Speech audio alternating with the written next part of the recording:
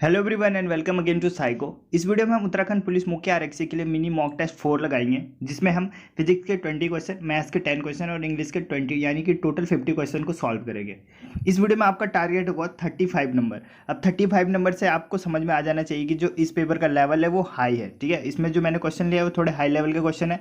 आपको फिजिक्स के क्वेश्चन थोड़े हाई मिलेंगे और मैथ्स के क्वेश्चन हाई मिलेंगे। इंग्लिश का जो लेवल है वो तो सेम ही है। ओके, वीडियो को शुरू करने से पहले पिछली वीडियो में टॉप स्कोरर के नाम देख लेते हैं। तो सबसे ज़्यादा स्कोर किया है प्रकाश पवार ने, 46 हाईएस्ट गया है। ठीक है, पिछली वीडियो में टारगेट कितना था हमारा, 40 था, तो 6 नंबर ज़्यादा लेके आए। दूसरे नंबर पे श्यापा, जो कि पिछली वीडियो में भी सेकंड नंबर पे थे। ठीक है, तो इन्होंने अपनी कंसिस्टेंसी को मेंटेन करके रखा है, 45 नंबर इनके। थर्ड प्लेस पे सैली सैनी, इनके 45। और फिर अजय गोसाई 44.75। अजय गोसाई जो इन्होंने भी अपनी कंसिस्टेंसी को मेंटेन करके रखा है, हर वीडियो में इनका नाम आता है, तो अच्छी बात है। अजय गोसाई और जो सेकंड प्लेस पे, ये दोनों अपनी कंसिस्टेंसी को मेंटेन करके रखे हुए हैं। ओके, इसके साथ साथ कुछ और है, जैसे अनसंग पोएट, ये है 44, वैशाली सैनी के 43 और ललित असवाल 40। ओके, तो ये कुछ टॉप स्कोरर थे हमारे पिछले वीडियो के। इस वीडियो में आपका टारगेट या फिर कट ऑफ बोल सकते हैं वो है 35। तो कोशिश करना है आपको कि 35 अचीव कर सको। नेगेटिव मार्किंग से बचना है, ठीक है, क्योंकि इस वाले पेपर में आपसे गलतियां बहुत ज़्यादा होगी, क्योंकि ऐसे क्वेश्चन लिए मैंने। ठीक है, तो चलिए वीडियो को शुरू करते हैं। पहले देखते हैं फिजिक्स के 20 क्वेश्चन। देखते हैं पहला क्वेश्चन क्या है।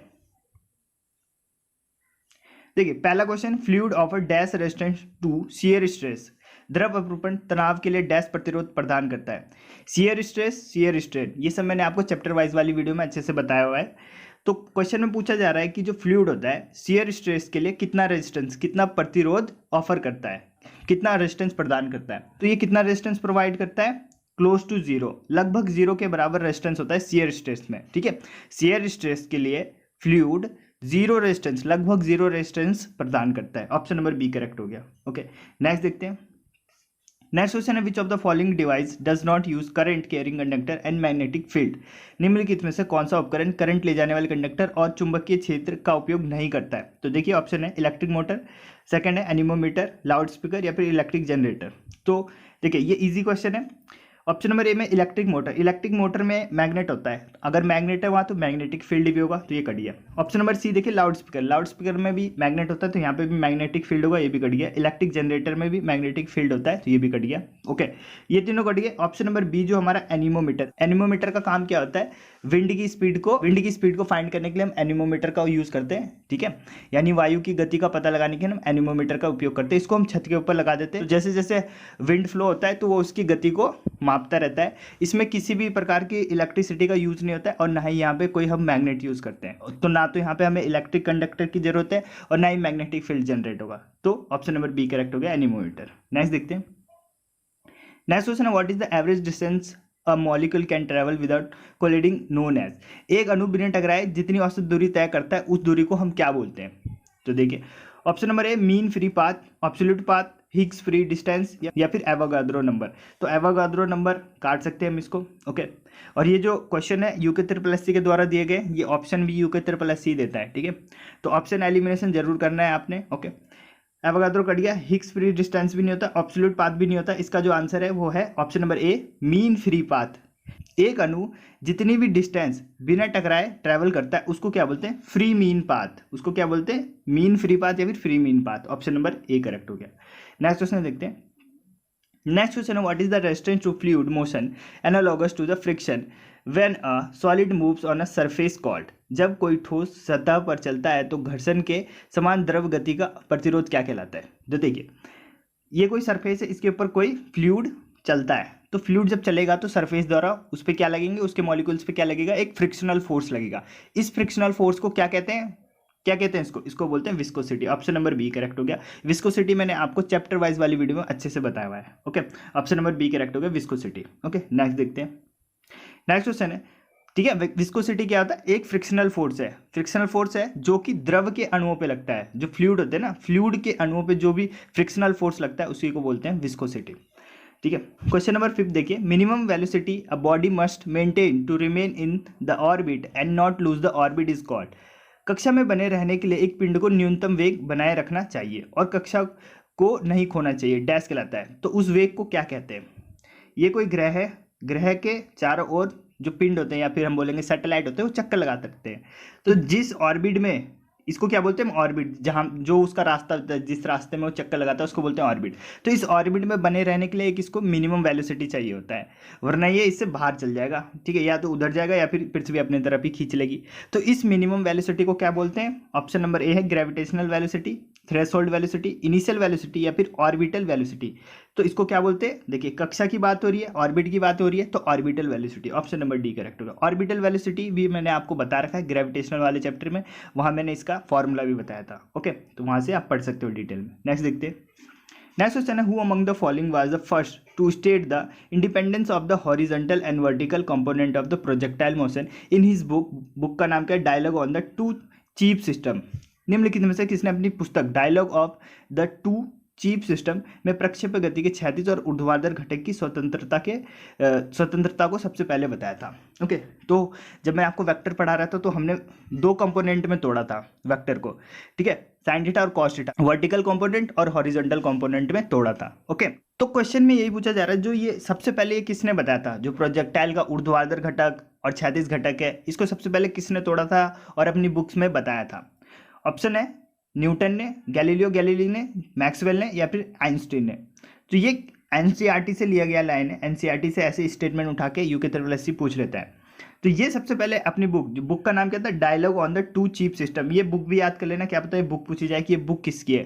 तो ये बुक किसकी है, गैलीलियो गैलीली की है, और इन्होंने ही सबसे पहले हॉरिजॉन्टल और वर्टिकल कंपोनेंट बताया था प्रोजेक्टाइल मोशन में, ठीक है। तो ऑप्शन नंबर बी करेक्ट हो गया। नेक्स्ट क्वेश्चन देखते हैं। नेक्स्ट क्वेश्चन है, सिंपल सा क्वेश्चन है, what is the value of 1 calorie of energy. एक कैलोरी ऊर्जा का मान क्या होता है, जूल में बताना है, ठीक है। तो आपको ये डायरेक्ट याद होना चाहिए, एक कैलोरी में कितने जूल होते हैं, 4.186 जूल होते हैं, ठीक है, डायरेक्ट याद रखना है आपको। ऑप्शन नंबर बी करेक्ट हो गया, ठीक। नेक्स्ट देखते हैं। नेक्स्ट क्वेश्चन है, what is the refractive index of a liquid if a magician make a glass lens with 1.47 disappear in a throw of liquid. एक तरल का अपवर्तनांक क्या है यदि एक जादूगर 1.47 के साथ एक कांच के लेंस को तरल के एक गर्त में गायब कर देता है, ठीक है। एक कोई जादूगर है, वो एक लेंस लेता है, उस लेंस का हमें रिफ्रैक्टिव इंडेक्स दे रखा है, ओके। वो क्या कर रहा है, एक तरल ले रहा है, एक लिक्विड ले रहा है, उसमें उस लेंस को डाल रहा है, तो वो डिसअपियर हो जा रहा है, यानी गायब हो जा रहा है, वो लेंस दिखना बंद हो जा रहा है। तो हमें बताना है जिस लिक्विड में उसने डाला उसका अपवर्तनांक कितना होगा, उसका रिफ्रैक्टिव इंडेक्स कितना होगा। तो बेसिक सा क्वेश्चन है, यदि देखिए लेंस है 1.47 रिफ्रैक्टिव इंडेक्स है इसका, अगर इसको हम पानी में डालेंगे और ये गायब हो जा रहा है, इसका मतलब पानी का रिफ्रैक्टिव इंडेक्स भी क्या होगा, इसके बराबर ही होगा, ठीक है। पानी का अपवर्तनांक और जो ये लेंस है इसका अपवर्तनांक दोनों सेम होगा, तभी ये लेंस उसमें गायब होगा, वरना ये दिखेगा। तो इसका मतलब इसका आंसर क्या हो जाएगा, उस तरल का अपवर्तनांक कितना होगा, इसके बराबर होगा जितना लेंस का है। तो ऑप्शन नंबर सी करेक्ट हो गया, ठीक है, 1.47। Okay, next question, among the following speed belongs to which category of quantity. सबसे इजी क्वेश्चन यही है आज की वीडियो का। निम्नलिखित में से स्पीड क्या है, कौन सी राशि है, वेक्टर है, वर्चुअल स्केलर है या टेंसर है। तो स्पीड और वेलोसिटी इन दोनों के बारे में मैंने आपको बता रखा है। स्पीड क्या होता है अपना, डिस्टेंस बाय टाइम होता है, और वेलोसिटी क्या होता है, डिस्प्लेसमेंट बाय टाइम होता है। डिस्टेंस क्या होता है हमारा, स्केलर क्वांटिटी होता है, यानी अदिश राशि होता है। डिस्प्लेसमेंट क्या होता है हमारा, सदिश राशि होता है, यानी कि वेक्टर क्वांटिटी होता है। तो वेग हमारा यहाँ से क्या निकलता है, वेक्टर क्वांटिटी निकलता है, यानी सदिश राशि होता है। और जो स्पीड होता है हमारा, वो क्या होता है हमारा, अदिश राशि होता है, यानी स्केलर क्वांटिटी होता है, ठीक है। तो हमसे स्पीड का पूछा गया, स्पीड क्या होता है, स्केलर क्वांटिटी होता है, यानी अदिश राशि होता है, ठीक है। नेक्स्ट देखते हैं। नेक्स्ट क्वेश्चन देखिए, what is the thin membrane on the eye through which the light enters that form a transparent bulge on the eye. आँख की वह पतली झिल्ली कौन सी है जिससे होकर प्रकाश प्रवेश करता है, जिससे नेत्रगोलों पर एक पारदर्शी उभार बनता है। ओके, तो बताना है, देखिए ह्यूमन आई आपके 12th क्लास में भी है, तो एक क्वेश्चन तो यहाँ से आएगा ह्यूमन आई से, और आपके ऑप्टिक्स से 3 से लेकर 4 क्वेश्चन आएंगे ही आएंगे, ठीक है। ऑप्टिक्स बहुत इंपॉर्टेंट चैप्टर है, कुछ चैप्टर है जो बहुत ज़्यादा इंपॉर्टेंट है, जहाँ से 2 से 3 क्वेश्चन आते ही हैं, जैसे कि थर्मोडाइनमिक्स हो गया, इलेक्ट्रिसिटी वाला हो गया, और एक ये ऑप्टिक्स, यहाँ से आते हैं 2 से 3 क्वेश्चन आते ही आते हैं। तो ये ऑप्टिक्स वाला तो कर ही लेना बढ़िया से। ओके, हमसे पूछा कि आँख के ऊपर एक उभरी हुई झिल्ली होती है जहाँ से प्रकाश एंटर करता है। तो प्रकाश कहाँ से एंटर करता है, जैसे आई है, इसके ऊपर एक उभरी हुई झिल्ली होती है, ठीक है, इसको क्या बोलते हैं, उभरी हुई झिल्ली को। देखिए इसमें उसने बहुत सारे की पॉइंट्स दे दिया जिससे हम पता कर सकते हैं, जैसे कि उसने बोला ट्रांसपेरेंट झिल्ली। ट्रांसपेरेंट झिल्ली किसकी होती है, एक की होती है सिर्फ, वो क्या होता है, कॉर्निया का। दूसरा उसने बोला उभरा हुआ भी क्या होता है, कॉर्निया। तीसरा उसने बोला कि प्रकाश जहाँ से एंटर करता है, तो प्रकाश भी कहाँ से एंटर करता है, कॉर्निया से। ओके, इसलिए हम कॉर्निया को क्या बोलते हैं, विंडो टू आई बोलते हैं, यानी आँख की खिड़की क्या होती है, कॉर्निया होती है, यहीं से लाइट एंटर होता है। ओके, तो ऑप्शन नंबर ए करेक्ट हो गया हमारा, कॉर्निया। ओके, नेक्स्ट क्वेश्चन देखते हैं। नेक्स्ट क्वेश्चन है, who develop a relation between the pressure difference between 2 point with the velocity change and height change. वेग परिवर्तन और ऊंचाई परिवर्तन के साथ दो बिंदुओं के बीच दाब अंतर के बीच संबंध किसने विकसित किया था? न्यूटन ने किया था, ठीक है, पास्कल ने किया था, टॉर्सली ने किया था, या बर्नौली ने किया था? ओके, तो अब बस दो ऑप्शन में आप कंफ्यूज हो सकते हो, टॉर्सली और बर्नौली। और इसमें बहुत सारे बच्चे 90% बच्चे गलत करेंगे, वो करेंगे टॉर्सली के साथ। टॉर्सली जो कि इसका गलत आंसर है, इसका आंसर है बर्नौली। ठीक है, क्वेश्चन को आपने 1 से 2 बार पढ़ना है, अगर आपको समझ में नहीं आए, ये 2-3 बार जितने बार पढ़ सकते हो पढ़ो, लेकिन जब तक समझ में नहीं आए क्वेश्चन तब तक आंसर मत करना। देखिए, क्वेश्चन बोल रहा है कि वेग परिवर्तन और ऊंचाई परिवर्तन के साथ, वेग परिवर्तन और ऊंचाई परिवर्तन के साथ दो बिंदुओं के बीच दाब अंतर के बीच संबंध किसने बताया था? तो देखिए, बर्नौली की इक्वेशन क्या है, P plus rho g h plus half rho v square, यानी कि दाब ऊर्जा प्लस आपका पोटेंशियल एनर्जी और काइनेटिक एनर्जी, इन तीनों को हम सम निकालते हैं किसी भी पॉइंट पे, तो वो क्या आता है, कांस्टेंट आता है। देखिए, बर्नौली थ्योरम में कैसे करते थे हम, ये एक बनाते थे पाइप टाइप का, ठीक है, यहाँ देखिए ये H1 हाइट है, ये H2 हाइट है, P1 दाब है यहाँ पे, यहाँ P2 दाब है, V1 वॉल्यूम है, यहाँ V2 वॉल्यूम है। ठीक है, तो जब हम इसको इस वाली इक्वेशन में रखते हैं, बर्नौली की जो थ्योरम है, तब क्या होता है, P की जगह पे क्या रखेंगे, P1 माइनस P2। ठीक है, और रो जी तो ऐसे ही रहेगा क्योंकि दोनों कांस्टेंट है, H2 माइनस H1 हाइट में डिफरेंस। ठीक है, ऐसे ही हमारा 1/2 रो तो आ गया हमारा कांस्टेंट, और V2 माइनस V1 का होल स्क्वायर। ठीक है, तो यही जो रिलेशन, यही क्वेश्चन वो पूछा गया कि दाब में अंतर, ऊंचाई में अंतर और वॉल्यूम में जो अंतर होता है, सॉरी वॉल्यूम नहीं है, ये वेग है, ठीक है, वी फॉर वेग, वेलोसिटी है, वेग में जो अंतर होता है, इसके बीच रिलेशन किसने बताया था? तो बर्नौली ने बताया था अपने इक्वेशन से। ठीक है, तो इसका आंसर क्या हो जाएगा, बर्नौली। ठीक है, इसका आंसर क्या है, बर्नौली, टॉर्सली नहीं है। ओके, टॉर्सली ने क्या बोला था, जो ये छेद है, यहाँ से जो द्रव निकल रहा है, इसकी जो वेलोसिटी होगी इस हाइट के वर्गमूल के डायरेक्ट प्रोपोर्शनल होगा, ये बोला था टॉर्सली ने। ठीक है, तो टॉर्सली आंसर नहीं है, इसका आंसर है बर्नौली। ठीक है, नेक्स्ट देखते हैं, और ये आपको याद रख लेना है। ठीक है, ये चैप्टर भी मैंने आपको करवाया है, तो ये भी देख सकते हो आप। नेक्स्ट क्वेश्चन है, what is the magnitude of a displacement of a girl skating on a circular ice ground of radius इतना दे रखा है, if she start from edge of the ground and reach a point diametrically opposite to the edge point. ठीक है, देखिए question में बोला जा रहा है एक सर्कुलर पाथ है, उस पर एक लड़की स्केटिंग कर रही है, उसने यहाँ से स्टार्ट किया एक पॉइंट से, और ये पूरा चक्कर काटने के बाद वो यहाँ पे आ गई। ठीक है, नहीं यहाँ पे नहीं आई, उसके डायमीटर के सामने आई, यानी यहाँ पे आई। अगर ये सर्कल है, इसका डायमीटर ये होगा, तो वो यहाँ पे आई, इस बी पॉइंट पे आई। ठीक है, बी पॉइंट पे आई। अब उसने ये पूछा उसका डिस्प्लेसमेंट कितना होगा। ठीक है, और इसने इस गोले की त्रिज्या दे दी है 200 मीटर, 200 मीटर। ठीक है, ये है क्वेश्चन। तो डिस्प्लेसमेंट क्या होता है, जो मिनिमम पाथ होता है, शॉर्टेस्ट पाथ बोल सकते हैं हम जिसको, उसे बोलते हैं डिस्प्लेसमेंट। तो डिस्प्लेस कितना हुई वो, अब आप ये मत निकालना, ये क्या हुआ, वो ये तो होगी टोटल दूरी, जिसे हम निकालेंगे 2πr/2 कर देंगे तो आधा निकल जाएगा, ये होगी टोटल दूरी। लेकिन उसने डिस्प्लेसमेंट पूछा, डिस्प्लेसमेंट क्या बोला मैंने आपको, शॉर्टेस्ट पाथ। आप बताओ, ऐसे आप घूम के जाओगे, यहाँ पे आना है, ये पास पड़ेगा, या आप यहाँ से सीधा ये मारो, यहाँ से ए से सीधा बी पे चल गए, ये शॉर्ट पड़ेगा, तो ये वाला शॉर्ट पड़ेगा। और इसकी डिस्टेंस कितनी होगी, देखिए 200 मीटर रेडियस है, तो 200 मीटर तो मीटर ही है ना, हाँ 200 मीटर ये हो गया और 200 मीटर ये हो गया, तो टोटल डिस्प्लेसमेंट कितना हो गया उसका, 400 मीटर। ठीक है, 400 metre, option number B correct हो गया। ओके, नेक्स्ट क्वेश्चन है, which law state that the force that retard a sphere moving through a viscous fluid is directly proportional to the velocity and the radius of the sphere and the velocity of the fluid. कौन सा नियम कहता है कि एक श्यान तरल के माध्यम से चलने वाले गोले को रोकने वाला बल सीधे वेग और गोले की त्रिज्या और द्रव के श्यानता के समानुपाती होता है? तो मैंने आपको विस्कोसिटी वाले चैप्टर में सब बता रखा है, हुक्स का नियम, स्टोक्स का नियम, और ये स्ट्रेन स्ट्रेस सब बता रखा है मैंने आपको। तो ये देखिए, ये जो हमसे पूछा गया क्वेश्चन, ये किसका स्टेटमेंट है, ये हमारा स्टोक्स के लॉ का। स्टोक्स का नियम क्या कहता है, F = 6π r/η v, ये होता है। जहाँ पे ये जो फोर्स हो गया, ये कौन सा हो गया, ये रिटार्ड फोर्स, जो उस गोले, जैसे देखिए एक गोला है, उसको हम एक लिक्विड में मूव करवा रहे हैं, तो लिक्विड क्या करेगा, इसको रोकने की कोशिश करेगा। जो वो रोक रहा है ना, रोकने की जो कोशिश कर रहा है, वो एफ है, वो बल क्या है, एफ, जिसके कारण ये रुक रहा है। वो बल किसके प्रोपोर्शनल होता है, देखिए इस गोले की त्रिज्या के, ठीक है, यहाँ पे ईटा क्या है, ईटा है हमारी श्यानता यानी कि विस्कोसिटी। विस्कोसिटी ये फ्लूइड की जो विस्कोसिटी होगी उसके डायरेक्टली प्रोपोर्शनल होता है, और जो इस गोले की वेलोसिटी है उसके डायरेक्टली प्रोपोर्शनल होता है। ओके, तो ये किसका लॉ है, ये हमारा स्टोक्स का लॉ, और उसका ये फॉर्मूला याद रखना, ठीक है। F is equal to 6 pi r eta v, ठीक है। ईटा क्या है यहाँ पे, विस्कोसिटी, आर क्या है इसकी रेडियस, वी क्या है इसकी वेलोसिटी, ठीक। नेक्स्ट क्वेश्चन देखते हैं। नेक्स्ट क्वेश्चन है, if the radius of a planet increase what happen to the escape velocity. Easy question है अगर आपको एस्केप वेलोसिटी का फॉर्मूला आता है।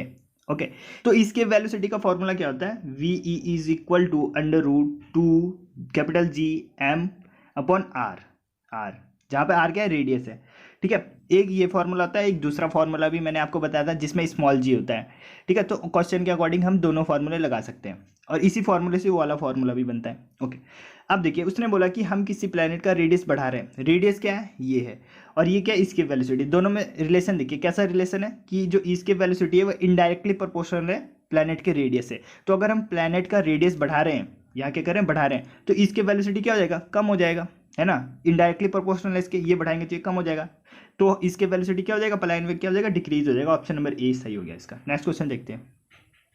नेक्स्ट क्वेश्चन है, what is the resistance of a resistor when a battery of EMF दे रखा 10 volt and internal resistance दे रखा 3 ohm is connected with the current of 0.5 ampere flowing in a circuit. हमसे पूछा गया है रेजिस्टेंस ऑफ रजिस्टर, एक प्रतिरोध की प्रतिरोधकता पूछी गई है, और ये सब दे रखा है हमें, ठीक है। तो ये आपका क्लास 12 से न्यूमेरिकल है, ठीक है। तो देखिए ईएमएफ का फॉर्मूला आपको पता होना चाहिए। ईएमएफ का फॉर्मूला क्या होता है, E is equal to I R plus I R small r, जहाँ पे छोटा वाला आर क्या है, इंटरनल रेजिस्टेंस है, और बड़ा वाला आर क्या है, रेजिस्टेंस है जो हमने प्रतिरोध लगा रखा है। अब मैंने ये फॉर्मूला ऐसे क्यों लिखा, जबकि ये फॉर्मूला तो ऐसे होता है, आई कॉमन रहता है, आर प्लस आर होता है। ये फॉर्मूला मैंने इसलिए ऐसे लिखा है क्योंकि देखिए अगर मैं इस फॉर्मूले को ऐसे याद करूंगा तो यहाँ पे देखिए आई आर की जगह मैं क्या रख सकता हूँ, वी रख सकता हूँ, ठीक है। तो एक फॉर्मूला यहाँ से ये बन जाएगा, E is equal to V plus I R. तो जब अगर क्वेश्चन में वोल्टेज दे के रखता है तो मैं डायरेक्ट इसी फॉर्मूले का यूज करूंगा, वरना वहाँ पे मैं सोचता रह जाऊंगा कि वी दे रखा, अब इसका क्या यूज होगा, ठीक है। तो इस फॉर्मूले को आपने ऐसे याद करना है, आई आर प्लस आई आर, ठीक है। छोटा वाला आर क्या है, इंटरनल रेजिस्टेंस, बड़ा वाला आर क्या है, जो रेजिस्टर लगा रखा है हमने। तो हमसे यही पूछा गया, ये बताओ। ओके, तो मैं क्या करता हूँ, आई कॉमन ले लेता हूँ पहले, तो ई इज इक्वल टू क्या हो गया, आई आर प्लस आर। देखिए ई दे रखा उसने 10, आई दे रखा हमें 0.5, आर निकालना है, स्मॉल आर दे रखा उसने कितना है, 3 ओम। बस इसको काटते, पॉइंट लगाया, 0 से 0 गया, और ये कितने गया 20 बार में, और 3 को इधर भेज दूंगा तो आर की वैल्यू कितनी आ जाएगी, R is equal to 20 minus 3 यानी कि 17 ओम।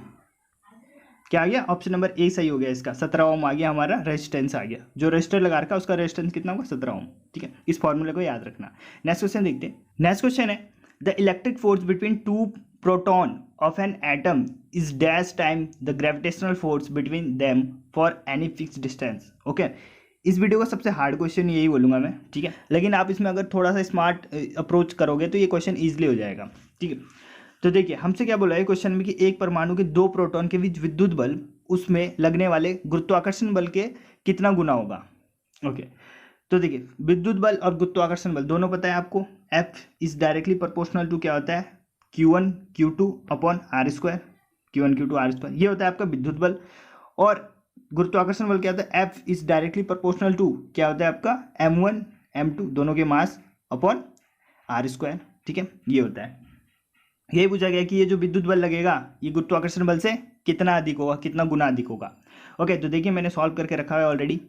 अब यहाँ पे बात हो रही प्रोटॉन की, 2 प्रोटॉन की, तो दोनों प्रोटॉनों का मास क्या होगा, सेम होगा, ठीक है। तो ग्रेविटेशनल फोर्स निकालेंगे तो जी, ठीक है, जी क्या आ गया, कांस्टेंट आ गया, यानी F इज इक्वल टू जी।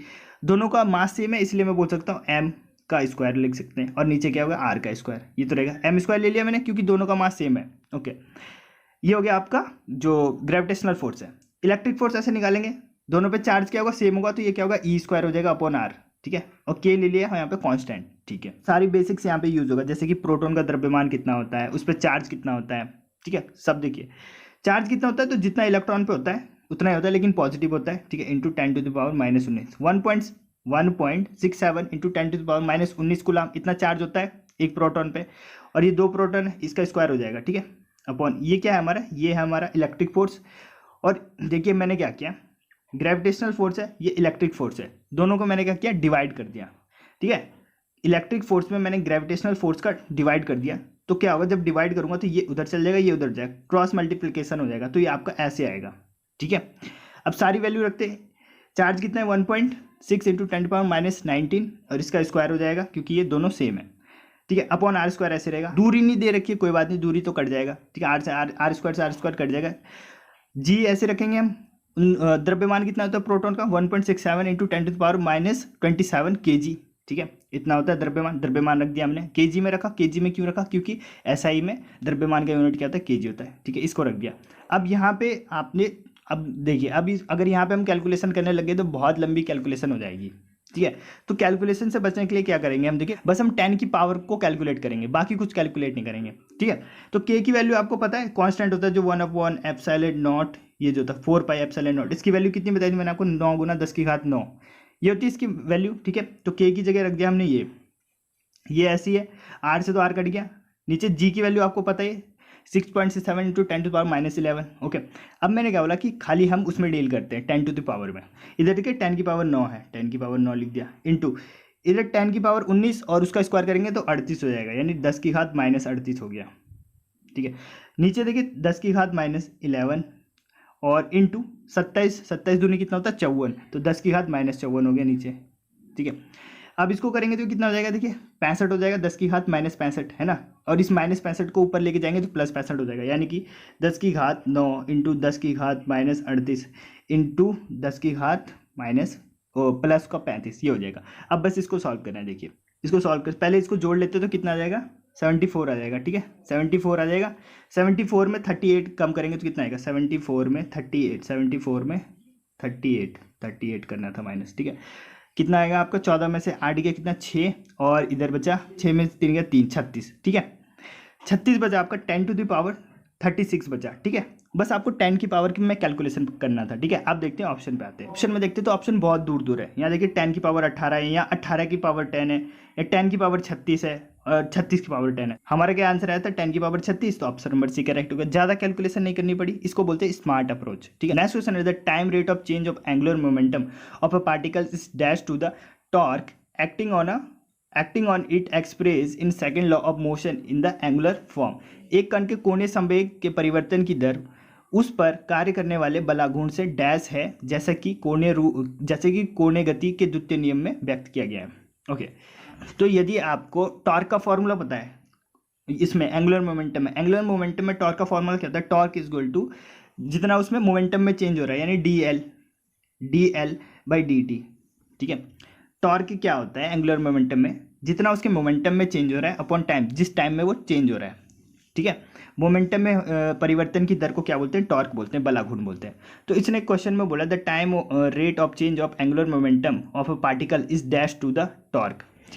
ये बोला है इतना, इससे कैसे संबंधित है, तो the rate of change in angular momentum is equal to, बीच में क्या लगा रखा हमने, इज इक्वल टू क्या होगा, टॉर्क होगा।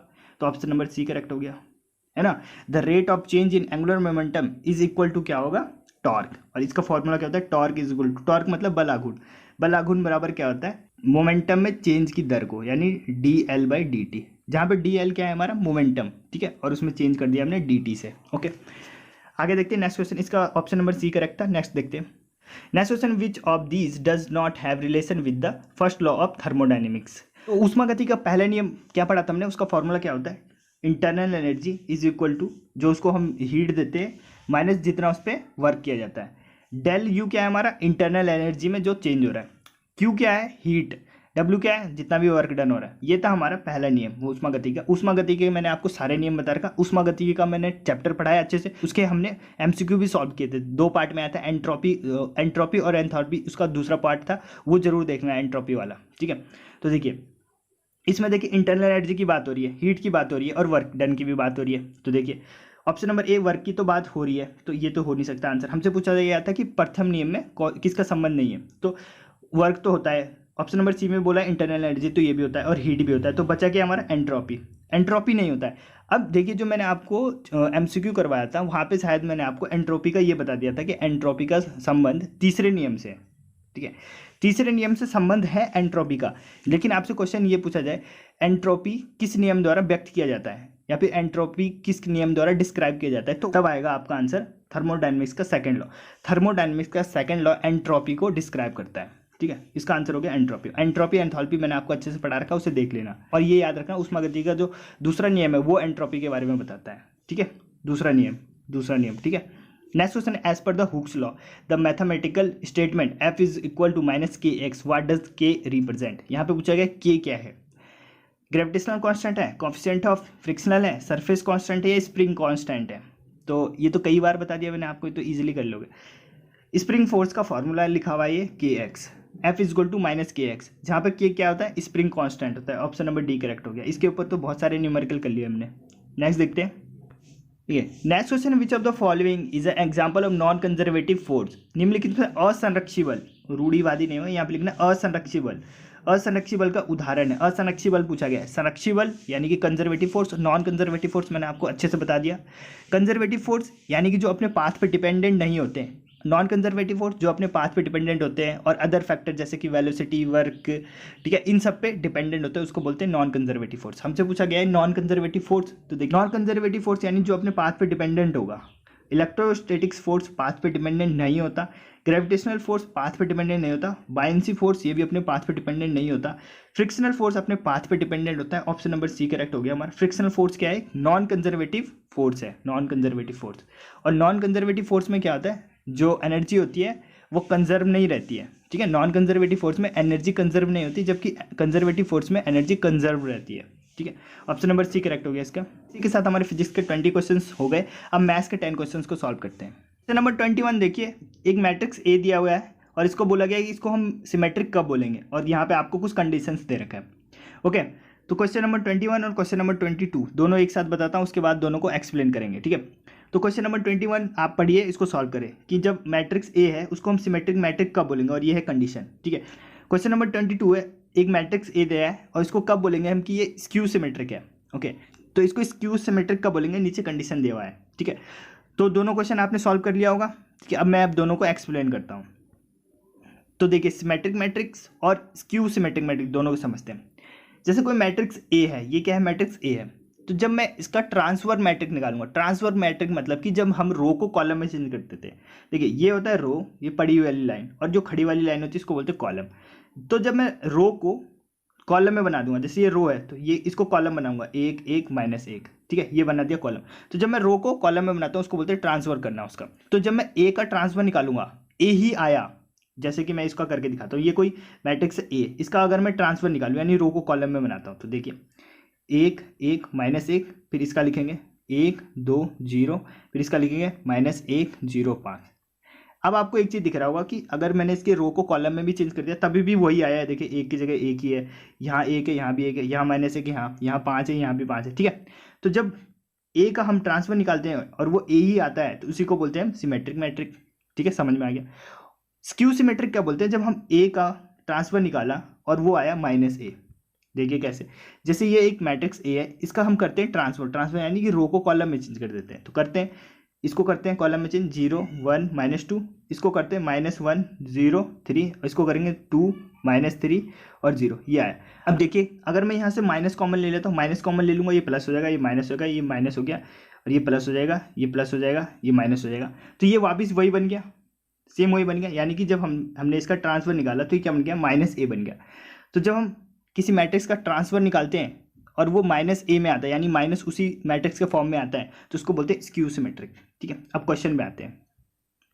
क्वेश्चन नंबर 21 में बोला गया था कि ये सिमेट्रिक कब होंगे। तो देखिए ए आई जे का मतलब समझिए, आई मतलब क्या होता है रो, जे मतलब क्या होता है कॉलम, ठीक है, ठीक है। आई मतलब कि जो उसका रो का नंबर है, और जे मतलब जो उसका कॉलम का, जैसे कि एक मैट्रिक्स है 1 2 3 4।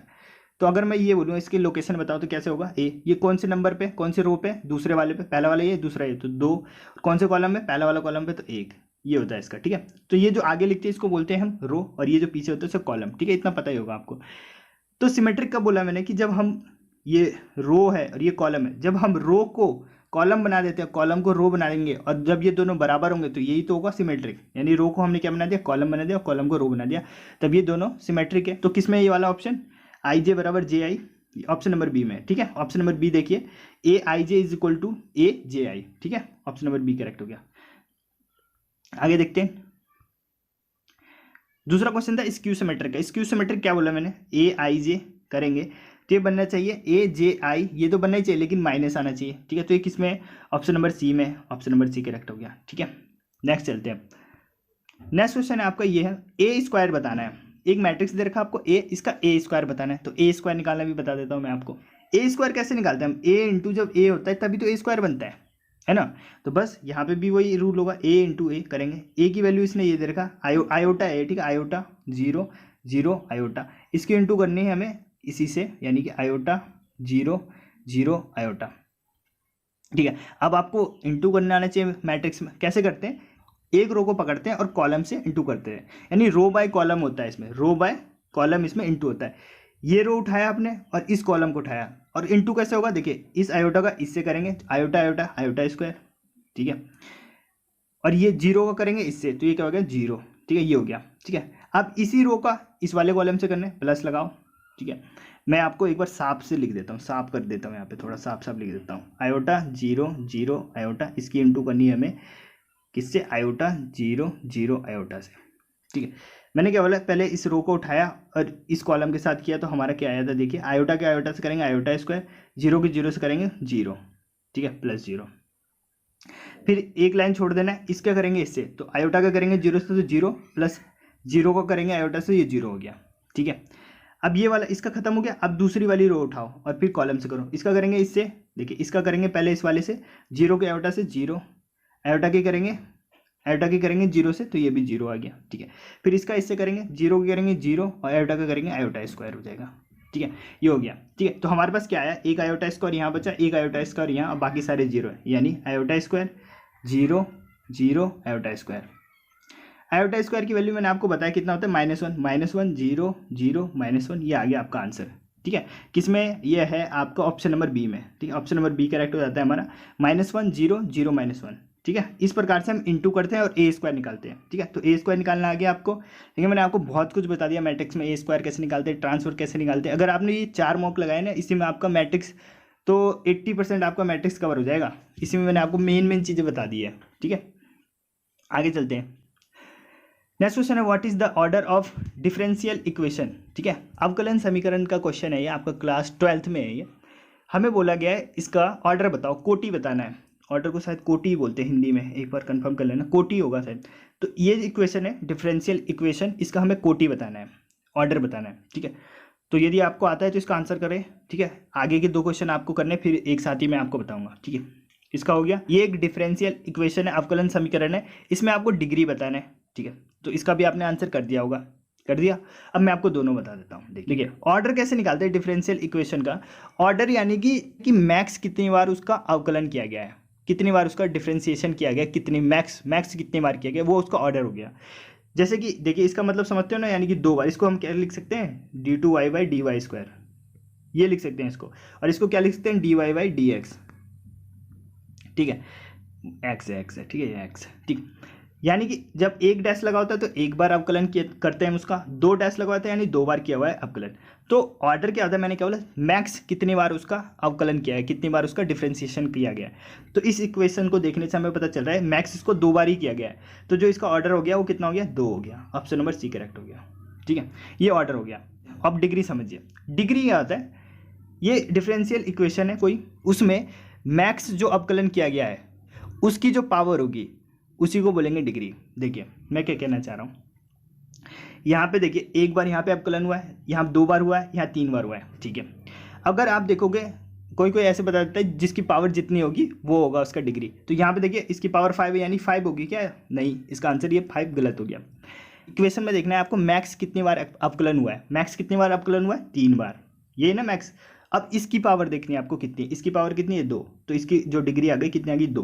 तो इस बात का आपको ध्यान रखना है, इक्वेशन में मैक्स अवकलन होगा उसकी पावर को देखना है, ये नहीं कि मैक्स कितनी पावर, मैक्स पावर को नहीं देखना है, मैक्स जिसका अवकलन हो रखा है उसकी पावर, ठीक है। मैक्स अवकलन कितना हो रखा है, इसका हो रखा है 3 बार हो रखा है, ठीक है, और इसकी पावर कितनी है 2, तो इसकी डिग्री कितनी हो जाएगी 2, ठीक है। अब कुछ क्वेश्चन बताता हूँ मैं आपको प्रैक्टिस, ये आपके मॉक से हटके, ठीक है, इनको काउंट मत करना, ये मैं आपको ऐसे बता रहा हूँ प्रैक्टिस के लिए। देखिए इसमें आपको बताना है, ऑर्डर बताना है, ठीक है, कोटि बताना है।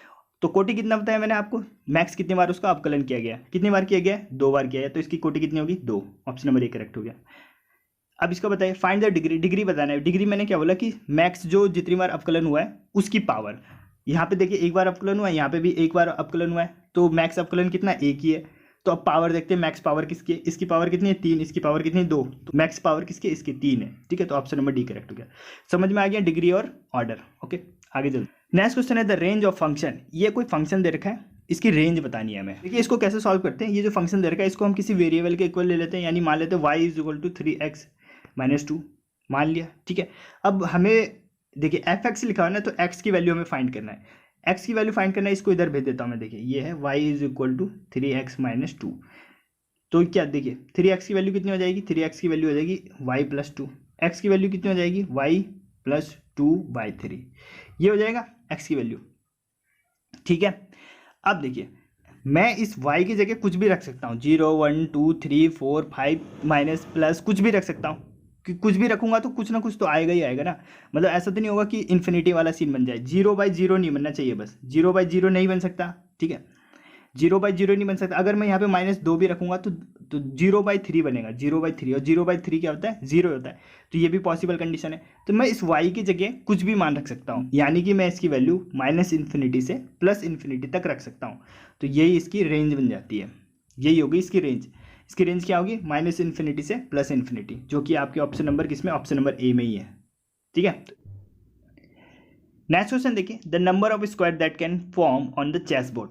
एक चेस बोर्ड होता है जिस पर चेस खेलते हैं, उस पर कितने स्क्वायर, कितने वर्ग बन सकते हैं, ये पूछा गया क्वेश्चन। तो इस पर बहुत सारे लोग गलती कर सकते हैं। वो सोचेंगे इधर तो होते हैं 8, इधर होते हैं 8, 8 8 64, 64 डब्बे बनेंगे। ठीक है, और ये गलत हो जाएगा आपका। 64 तो बनेंगे ही, लेकिन वो सिंगल डब्बे बनेंगे 64। फिर अगर मैं 2 डब्बों को मिला दूं तभी भी बनेंगे, 3 डब्बों को मिला दूं तभी भी बनेंगे, 4 डब्बों को भी मिला के भी बनेगा, और ये बड़ा ऐसे भी बनेगा। मतलब बहुत सारे बन सकते हैं। 1/1 मतलब कि एक सिंगल डब्बे कितने होंगे, तो होगा आपका 8 × 8 कितना होगा आपका 64 डब्बे ही होगा, जिसमें सिर्फ एक सिंगल पीस है। 2 डब्बों को मिला के भी बना सकता हूँ। देखिए 2 × 2 कितने होंगे, 7 × 7 49 होंगे। ठीक है, ऐसे 3/3 के कितने होंगे आपके, 6 × 6 36 होंगे। डैश 8 × 8 के कितने होंगे आपके पास, एक ही होगा, वो बड़ा वाला एक ही तो होगा। 8 ऐसे लेंगे डब्बे, 8 इधर से लेंगे तो एक बड़ा वाला डब्बा बनेगा, जो कि इतना होगा, एक होगा। तो हमारे पे बेसिकली कितना आ रहा है, देखिए 8 का स्क्वायर प्लस 7 का स्क्वायर प्लस 6 का स्क्वायर प्लस 5 का स्क्वायर डैश 1 का स्क्वायर, ये आ रहा है हमारे पास। यानी हम बोल सकते हैं, ये देखिए कौन सी सीरीज बन गई है, प्राकृतिक संख्याओं के वर्गों के योग का ये सीरीज बन गया। ठीक है, तो इसका फॉर्मूला होता है, आपको डायरेक्ट पता होगा क्या होता है, n × n+1 × 2n+1 2n+1/6 ये होता है। ठीक है, अब देखिए इसे मैंने सॉल्व कर रखा है, इतना समझ में आ गया आपको। इसके आगे देखिए ये सीरीज बन गई थी हमारी, 1 का स्क्वायर प्लस 2 का स्क्वायर, उल्टा लिख दिया मैंने। ठीक है, 2 8 के स्क्वायर तक यहाँ तक। अब ये फॉर्मूला मैंने आपको बताया, n × n+1 × 2n+1/6 ये होता है। ठीक है, n की जगह कितना रखेंगे, हम 8 रखेंगे, क्योंकि 8 ही तक है। ठीक है, 8 रखेंगे तो ये आ जाएगा आपका 204 आ गया। ठीक है, और बाकी आप इसको परमुटेशन से भी कर सकते हो, और जब आपको एपी आता है तो परमुटेशन का यूज़ क्यों लेना। ठीक है, तो कितना आ गया, 204 आ गया। ठीक है, और सी में 204। ठीक है, ऑप्शन नंबर सी करेक्ट हो गया। नेक्स्ट देखते हैं, next question, the number of way 4 boys and 3 girl can be seated in a row so that they are alternative. मतलब कि हमें 4 लड़कों और 3 लड़कों को एक रो में बिठाना है, एक पंक्ति में बिठाना है। ऐसे बिठाना है कि एक लड़के के बाद एक लड़की है, या फिर एक लड़की के बाद एक लड़का है। तो कितनी पॉसिबिलिटी बनेंगे, तो इस प्रकार के कितनी पॉसिबिलिटी बन सकती है, परमुटेशन का क्वेश्चन है।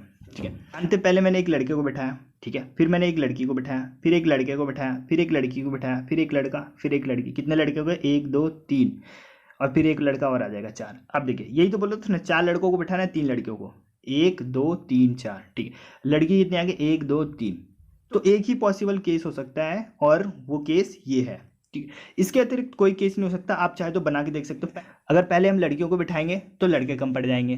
ठीक है, और लड़कियां हमें 3 ही बिठानी है, तो वो नहीं हो सकता। तो पॉसिबल केस क्या है, एक यही हो सकता है। ठीक है, तो देखिए लड़कों को बिठाने के कितने तरीके हो सकते हैं, फैक्टोरियल 4 इंटू लड़कियों को बिठाने के कितने तरीके हो सकते हैं, फैक्टोरियल 3। ठीक है, और ऐसी कोई केस बन नहीं रहा है जिसमें हम लड़के और लड़कियों को इधर उधर शिफ्ट कर सके, तो इसलिए डायरेक्ट हम इसका इंटू कर रहे हैं। फैक्टोरियल 4 इंटू फैक्टोरियल 3 होगा। फैक्टोरियल 4, अब फैक्टोरियल निकालने आना चाहिए आपको, 4 × 3 × 2। ठीक है, फैक्टोरियल 3 का कैसे, 3 × 2, 3 दूनी 6, 6 और 4, 6 × 36, 36 चौक कितना होता है, 36 चौक 6 चौक 24, और 4 3 12 और 2 14, 144। ऑप्शन नंबर सी करेक्ट हो गया। ठीक है, आगे देखिए, what is the distance of, ये पॉइंट दे रखा हमें फ्रॉम ओरिजिन। ठीक है, डिस्टेंस से पूछा गया है, स्ट्रेट लाइन से क्वेश्चन है, आपके सिलेबस में है स्ट्रेट लाइन, सरल रेखा से। ये कोई पॉइंट दे रखा है हमें, अब यहाँ से हमें बताना है, अब इसकी डिस्टेंस बतानी है ओरिजिन से। ठीक है, 2D का क्वेश्चन है, ये एक्स प्लेन होता है, ये वाई प्लेन होता है, ये बिंदु मान के चलते हैं यहाँ कोई है 5 और 12 है। ठीक है, ओरिजिन क्या होता है हमारा 0,0 होता है, ये होता है ना ओरिजिन। अब दो बिंदुओं के बीच दूरी का फॉर्मूला आपको पता होना चाहिए, क्या होता है, d = √x2 - x1 का whole square plus y2 - y1 का होल स्क्वायर। ठीक है, ओरिजिन क्या होता है हमारा 0,0, इसको मान लेता हूँ मैं x1, इसको मान लेता हूँ मैं y1, ये क्या हो गया हमारा x2 और ये क्या हो गया हमारा y2।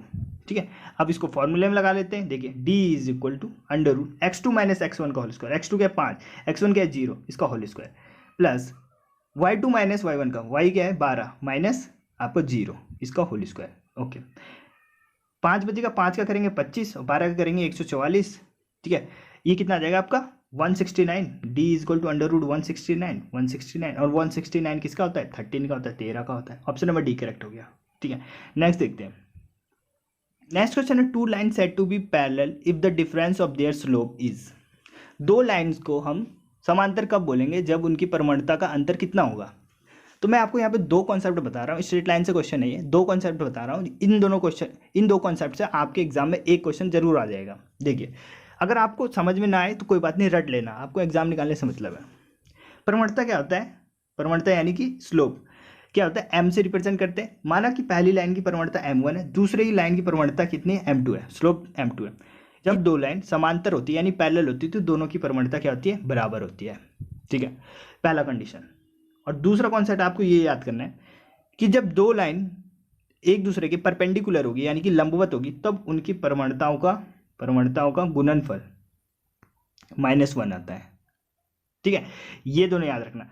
अगर दोनों लाइन समांतर है तो उनकी परमणता क्या होगी, बराबर होगी। अगर दोनों लाइन परपेंडिकुलर यानी कि लंबवत है तो उनकी परमणताओं का गुणनफल क्या आएगा, -1 आएगा। ये आपको याद करके रखना है। हमसे क्वेश्चन में बोला कि जो दो लाइन है वो पैरेलल है, पैरेलल यानी कि m1 = m2, तो डिफरेंस कितना होगा, 0 होगा। अगर दोनों की परमणता बराबर है यानी एक की 5 है दूसरे की 5 है, दोनों का अंतर निकालो, कितना आएगा 0। Option number B correct. और एक आपका इस टाइप से क्वेश्चन आ सकता है ये कि 2 lines are said to be perpendicular, दो लाइन क्या है अभी लंबवत है, तो जो उनकी परमणताओं का गुणनफल होगा, प्रोडक्ट, वो किसके बराबर होगा, -1 के। अभी बताया मैंने आपको m1 × m2 = -1। ठीक है, ये दोनों कॉन्सेप्ट आपको ध्यान रखना है। ठीक है, इसी के साथ आपके मैथ्स के क्वेश्चन हो गए। अब हम देखते हैं इंग्लिश के क्वेश्चन। क्वेश्चन नंबर 31 देखिए, find the error. Error find करने में किस पार्ट में एरर है। देखिए, इजी सा क्वेश्चन है। No one were present when I entered the hall. देखिए, नो वन लगा हुआ है यहाँ पे, नो वन हो या ईच हो, ईदर हो। ठीक है, तो इनके साथ क्या आता है, देखिए नो वन का सेंस क्या दे रहा है, किसी एक की बात कर रहा है। ईच किसका सेंस देता है, किसी एक का, यानी सिंगुलर की बात कर रहा होता है। तो यहाँ पे देखिए सिंगुलर की बात हो रही है तो वर्ब भी यहाँ पे सिंगुलर आना चाहिए था। नो वन के साथ वर्ब हमेशा कैसे आएगा, सिंगुलर वर्ब आएगा। ईच होगा, अगर यहाँ पे ईच भी होता उसके साथ भी क्या होता, सिंगुलर होता। तो नो वन लिखा हुआ है, नो वन के साथ यहाँ पे क्या आता, वाज आता, वर नहीं आता। ठीक है, तो इसमें जो एरर है वो फर्स्ट वाले पार्ट में यहीं पे एरर है। ठीक है, वर की जगह वाज आएगा। No one was present when I entered the hall, ये किस में आपका ऑप्शन नंबर ए में ही है, नो वन वर। ठीक है, नेक्स्ट देखते हैं। नेक्स्ट क्वेश्चन है आपका एक्टिव वॉइस बनाना है। ओके, पैसिव दे रखा है, इसका एक्टिव बनाना है। ठीक, इसका भी ध्यान रखना है एग्जाम में कि क्या दे रखा है और क्या पूछा गया है। कहीं आप पैसिव बना रहे हो, उसने एक्टिव दे रखा है, पैसिव बनाना है। ठीक है, तो पैसिव में क्या होता है, टेंस चेंज नहीं होता है। टेंस देखते हैं सेंटेंस में, ये देखिए वर लगा हुआ है और V3 लगा हुआ है, यानी कि ये क्या है, हमारा सिंपल पास्ट चल रहा है। सिंपल पास्ट है, सिंपल पास्ट देख लेते हैं ऑप्शन में, ये सरेंडेड ऑल वेपन, ये क्या है हमारा पास्ट में। ठीक है, सिंपल पास्ट है, ये हो सकता है। ये हैड लग गया, परफेक्ट में चल गया। ये आर लग गया, कंटिन्यूस में चल गया। हैव लग गया, प्रेजेंट में, तीनों कट गए। ठीक है, सिंपल पास्ट था, ये रहा सिंपल पास्ट हमारा। ऑप्शन नंबर ए करेक्ट हो गया। ठीक है, फटाफट करेंगे इंग्लिश के क्वेश्चन। नेक्स्ट देखिए, नेक्स्ट क्वेश्चन है सिनोनिम बताना है इसका। रिटेलिएट, रिटेलिएट का मतलब क्या होता है, रिटेलिएट मतलब होता है फाइट बैक, फाइट बैक। ठीक है, आपने किसी के ऊपर आक्रमण किया तो उधर से भी कोई आक्रमण करता है, उसी को बोलते हैं रिटेलिएट। फाइट बैक करना, प्रति जवाब देना, प्रतिक्रिया करना, उसको बोलते हैं रिटेलिएट, या फिर रिएक्ट करना। ठीक है, साइंस के टर्म्स में बोले तो न्यूटन का 3rd लॉ, हम किसी के ऊपर क्रिया लगा रहे हैं तो उधर से भी प्रतिक्रिया आती है, तो उसी को बोलते हैं रिटेलिएट। ठीक है। तो इसका सिनोनिम पूछा गया, यानी इसके सेम कौन सा होगा, तो क्या होगा, मैंने क्या बोला कि फाइट बैक करना, रिएक्ट करना, रिस्पॉन्स करना, ठीक है, इसको क्या बोलेंगे, रिस्पॉन्स करना। तो इसका ऑप्शन नंबर क्या हो जाएगा, ऑप्शन नंबर 4 सही हो जाएगा, रिएक्ट। ठीक है, नेक्स्ट देखते हैं। नेक्स्ट है आपका पैसिव वॉइस बनाना है, एक्टिव दे रखा है। ओके, टेंस देख रहा हूँ मैं डायरेक्ट, वॉइस में क्या होता है, टेंस चेंज नहीं होता है। तो वाले ऑप्शन में देखिए आर बीइंग लग गया, यानी कि कॉन्टिन्यूस में चल गया। आर हैंडल, ये हो सकता है हमारा हैव लग गया, परफेक्ट में चल गया। वर तो आपका पास्ट में ही चल गया। ऑप्शन नंबर 2 करेक्ट हो गया। ठीक है, फटाफट, 5 सेकंड भी टाइम नहीं लगाना इस पर। नेक्स्ट देखिए, नेक्स्ट क्वेश्चन आपका है डायरेक्ट इनडायरेक्ट से हमें बताना है इसका हमें बताना है इसका डायरेक्ट। ठीक है, इनडायरेक्ट देर का डायरेक्ट बताना है। ठीक है, तो सेंटेंस देखिए, सेंटेंस पढ़ते ही asked me when I had book the flight ticket. Tense identify करते हैं सबसे पहले। टेंस क्या है, हैड बुक। हैड बुक यानी कि आपका पास्ट परफेक्ट। ठीक है, पास्ट परफेक्ट। पास्ट परफेक्ट में कब चेंज होता है, 2 ही कंडीशन होता है। यदि सेंटेंस आपका प्रेजेंट परफेक्ट में हो, प्रेजेंट परफेक्ट में हो तभी भी वो पास्ट परफेक्ट में चेंज होता है, या फिर दूसरा जब वो पास्ट इंडेफिनिट में हो यानी सिंपल पास्ट में हो तभी भी वो पास्ट परफेक्ट में चेंज होता है। तो अगर ये दोनों मिल जाए ऑप्शन में तो काम बन जाएगा हमारा। प्रेजेंट परफेक्ट ढूंढो या फिर पास्ट सिंपल पास्ट ढूंढो। ऑप्शन नंबर ए देखिए, व्हेन यू हैड लगाओ, यानी कि ये तो परफेक्ट में जा रखा है ऑलरेडी, तो ये हो नहीं सकता। दूसरा देखिए, when do you book the flight, ये हो गया हमारा। डू लगाओ, डू किस में लगता है, सिंपल प्रेजेंट में, ये भी कट गया। थर्ड देखिए, डिड लगाओ, यानी कि ये किस में है, सिंपल पास्ट में, ये हो सकता है हमारा आंसर। इस पर निशान लगा देता हूँ। और ये आर किस में लगता है, आर बुकिंग लिखा हुआ है, ये तो प्रेजेंट कंटिन्यूस होगा, ये भी कट गया। तो ऑप्शन नंबर सी हमारा करेक्ट हो गया। ऑप्शन नंबर 3 क्या है हमारा सही आंसर है। ठीक है, बस टेंस का ही खेल है इसमें, टेंस आता है आपको अच्छे से तो इजिली कर जाओगे, 5 सेकंड का खेल भी नहीं है इसमें। ठीक है, नेक्स्ट देखते हैं। इनकरेक्टली स्पेल्ड वर्ड बताना है, जीनियन, ट्यूशन, सर्किट, मैनर्स। ओके, तो देखिए इसमें कौन सा इनकरेक्टली स्पेल्ड वर्ड है, जीनियन बिल्कुल सही है, सर्किट बिल्कुल सही है, मैनर्स सही है, ट्यूशन। देखिए ट्यूशन हम बोलते हैं ट्यूशन जा रहे हैं, लेकिन लिखते कैसे हैं, ट्यूशन, ट्यूशन, आई आता है इसमें। ठीक है, TUITION, ट्यूशन। ठीक है, ऑप्शन नंबर 2। नेक्स्ट देखते हैं। नेक्स्ट है फिर से आपका एरर से, एरर बताना है किस पार्ट में एरर है। एवरी, आप देखिए जैसे मैंने पहले वाले क्वेश्चन में बताया था कि ईच हो, एवरी हो, वन हो। ठीक है, इन सब ये सब क्या है, सिंगुलर है, तो सिंगुलर के साथ वर्ब कैसी आएगी, सिंगुलर आएगी, सिंगुलर आएगी। तो सेंटेंस पढ़िए, ईच क्यूरियस चाइल्ड, ये पूरा क्या है हमारा सब्जेक्ट है, और ये है हमारा verb wants to rip open a toy. ठीक है, टेंस की बात करें, टेंस क्या है यहाँ पर, सिंपल प्रेजेंट चल रहा है, सिंपल प्रेजेंट। सिंपल प्रेजेंट में जब ये सब्जेक्ट हमारा सिंगुलर होता है तो वर्ब क्या होता है हमारा, सिंगुलर होता है। सिंगुलर बनाने के लिए हम क्या करते हैं, सिंपल प्रेजेंट में एस या ES लगाते हैं, एस या ES लगाते हैं वर्ब के साथ। अब ये हमारा वर्ब है, ये जो सब्जेक्ट है हमारा सिंगुलर है, तो ये जो वर्ब है ये भी सिंगुलर होना चाहिए। सिंपल प्रेजेंट बनाना है, सिंपल प्रेजेंट में इसको सिंगुलर बनाना है तो वेंट्स हो जाएगा। ठीक है, each curious child wants to, wants S लगा देंगे इसके आगे, wants to rip open a toy. ठीक है, तो इस वाले पार्ट में एरर है। ऑप्शन नंबर 3 हमारा जो है वो बिल्कुल सही हो जाता है, वेंट्स आएगा वेंट की जगह। ठीक है, नेक्स्ट देखते हैं। नेक्स्ट क्वेश्चन हमारा सिनोनिम से, ऑस्टेंटेशियस। ऑस्टेंटेशियस का सिनोनिम बताना है। ऑस्टेंटेशियस पर्सन बोलते नहीं हम, ये कितना ऑस्टेंटेशियस पर्सन है। ऑस्टेंटेशियस का मतलब क्या होता है, जो दिखावा करता है, बहुत ज़्यादा दिखावा करता है, मेरे पास ये है, मैंने ये किया हो, मेरे पास ये है, मैंने ये किया, मैंने एयरफोर्स का एग्जाम निकाला, ये किया वो किया, ऐसे बोलते रहते हैं। आप में से भी बहुत सारे हो जो कमेंट बॉक्स में ऐसे लिखते रहते हो, उसको बोलते हैं ऑस्टेंटेशियस। ऑस्टेंटेशियस, ठीक है। तो ऑप्शन में देखिए, ऑप्शन नंबर 1 है सोई, ठीक है, यानी कि दिखावा करने वाला। तो इसका जो सिनोनिम बन गया ऑप्शन नंबर ए, सोई। ठीक है, नेक्स्ट देखते हैं। नेक्स्ट क्वेश्चन है आपका ईडीएम से, बी हार्ड अप। ठीक है, बी हार्ड अप का ईडीएम बताना है। तो देखिए ऑप्शन नंबर ए है, ईडीएम को कैसे सॉल्व करना है। देखिए वॉइस का और नरेशन का आपको पता चल गया कैसे सॉल्व करना है। ईडीएम को कैसे सॉल्व करना है, तो इसको करना है ऑप्शन से सॉल्व, ऑप्शन पढ़ना है और फिर देखना है कि क्या हो सकता है इसका मतलब। ऑप्शन नंबर ए है, find it very difficult to wake up early, मतलब कि सुबह उठने में दिक्कत होना, ऐसा कुछ है। बी हार्ड अप, तो ऐसा कुछ लग नहीं रहा है। देखिए ऑप्शन नंबर 2 है, unable to calculate. Option number 3 है, हैव वेरी लिटिल मनी। और ऑप्शन नंबर 4 है, have difficult in climbing stairs, मतलब सीढ़ी चढ़ने में दिक्कत। ये कट गया, ये कट गया, और अनएबल टू कैलकुलेट भी नहीं होता, इसका मतलब होता है हैव वेरी लिटिल मनी, जिसको बोलते हैं तंगी, तंगी में चल रहा हूँ आजकल, उसको बोलते हैं बी हार्ड अप। तो बी हार्ड अप ईडीएम का मतलब क्या होता है, हैव वेरी लिटिल मनी, बहुत कम पैसे होते तब इसी को बोलते हैं बी हार्ड अप। नेक्स्ट देखते हैं। नेक्स्ट क्वेश्चन है, एंटोनियम बताना है रेज का। ठीक है, रेज, रेज मतलब क्या होता है कि तोड़ देना, फोड़ देना, ठीक है, डिस्ट्रॉय कर देना, उसको बोलते हैं रेज। रेज मतलब डिस्ट्रॉय, डैमेज, और इसका उल्टा क्या हो जाएगा, डैमेज करना, डिस्ट्रॉय करना, उसका उल्टा क्या होता है, बनाना किसी चीज़ को, यानी कि बिल्ड करना। ऑप्शन नंबर ए करेक्ट हो जाएगा। रेज का एंटोनिम क्या होता है, बिल्ड करना। ठीक है, नेक्स्ट देखते हैं। नेक्स्ट क्वेश्चन आपका वन वर्ड सब्स्टिट्यूशन से, द स्टडी ऑफ अर्थक्वेक, भूकंपों के अध्ययन को क्या बोलते हैं, भूकंप के अध्ययन को बोलते हैं सीस्मोलॉजी। देखिए भूकंप में कौन सी वेव्स आती है, सीस्मिक वेव्स आती है, इसलिए इसको हम बोलते हैं सीस्मोलॉजी। ठीक है, सीस्मिक वेव्स आती है ना भूकंप में। ठीक है, आपको पढ़ा रखा है मैंने, प्राइमरी वेव, सेकेंडरी वेव, ये सब आता है। ठीक, तो सीस्मोलॉजी बोलते हैं भूकंप के अध्ययन को। नेक्स्ट देखते हैं। नेक्स्ट क्वेश्चन है find the error.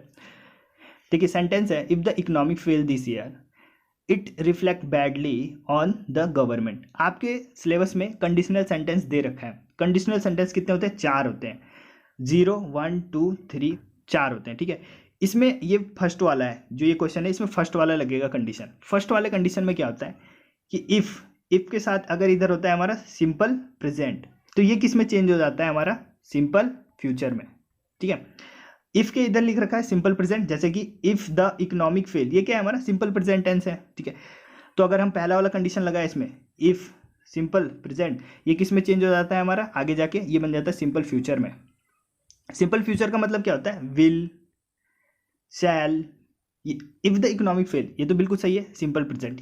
This year it, अब इसके बाद इसका रिजल्ट आना चाहिए था, अगर ये होता तो इसके बाद इसका रिजल्ट आएगा, तो इसका रिजल्ट किस में चेंज होना चाहिए था, सिंपल फ्यूचर। सिंपल फ्यूचर में क्या आता है, विल या फिर शैल और प्लस V1 आता है। ठीक है, तो यहाँ देखिए इट के साथ यहाँ पे क्या आना चाहिए था, विल, इट विल। रिफ्लेक्ट सही है, V1 लगा हुआ है, तो रिफ्लेक्ट तो बिल्कुल सही है, लेकिन इट के बाद क्या आना चाहिए था, विल आना चाहिए था। सिंपल फ्यूचर बनाना है हमें इसे। ठीक है, सिंपल फ्यूचर बनाने के लिए क्या करेंगे, विल लगाएंगे यहाँ पे, तो इस वाले पार्ट में एरर है। ठीक है, इस वाले पार्ट में एरर है। यहाँ पे क्या आएगा, if the economic fails this year it will reflect badly on the government. ठीक है, ये है हमारा सेकंड पार्ट में एरर। ठीक है, इस वाले पार्ट में एरर है। नेक्स्ट देखते हैं। नेक्स्ट क्वेश्चन देखिए, इन द सेम ब्रेथ। ठीक है, अब इससे पहले हमने इन द सेम बोट किया था। ठीक है, उसका मतलब था कि जिस कंडीशन में दूसरा इंसान है, जिस प्रॉब्लम में, उसी कंडीशन में खुद को भी होना, वो था। अब in the same breath idiom का मतलब क्या होता है, देखिए ऑप्शन नंबर ए देखिए, प्रैक्टिस ब्रीथिंग एक्सरसाइज, सांस लेने की एक्सरसाइज कर रहे हैं, ये तो हो नहीं सकता। ऑप्शन नंबर सेकंड है, say two contradictory things at the same time, तो इसका ऑप्शन नंबर सेकंड ही है। मतलब कि दो ऐसी बातें हम बोलते हैं, जैसे कि आपने पूछा कि अपने दोस्त की वहाँ चलेगा, तो बोलेगा हाँ ना, मतलब हाँ भी बोल रहा है, ना भी बोल रहा है, तो उसी को बोलते हैं कि इन द सेम ब्रेथ, एक सांस में वो दोनों चीज़ बोल रहा है, ना भी हाँ भी बोल रहा है। ठीक है, तो उसी को बोलते हैं इन द सेम ब्रेथ। ठीक है, ऑप्शन नंबर सेकंड सही हो गया। आगे चलते हैं। इस वीडियो में मैंने फिगर ऑफ स्पीच के भी क्वेश्चन लिए हैं। आप में से कमेंट आया था किसी का कि फिगर ऑफ स्पीच के भी क्वेश्चन लीजिए, क्योंकि वो सिलेबस में, तो वो सिलेबस में है, इसलिए मैंने ये क्वेश्चंस भी लिए हैं। ओके, तो यदि आप कमेंट करोगे तो मैं आपके कमेंट को पढ़ता हूँ और वो इंप्लीमेंट भी करता हूँ। अगर ये नहीं बोलते कि फिगर ऑफ स्पीच का क्वेश्चन लेना है, तो मैं शायद नहीं भी लेता, क्योंकि मैं भूल गया था कि फिगर ऑफ स्पीच भी आपके सिलेबस में। ओके, फिगर ऑफ स्पीच का मतलब होता है अलंकार।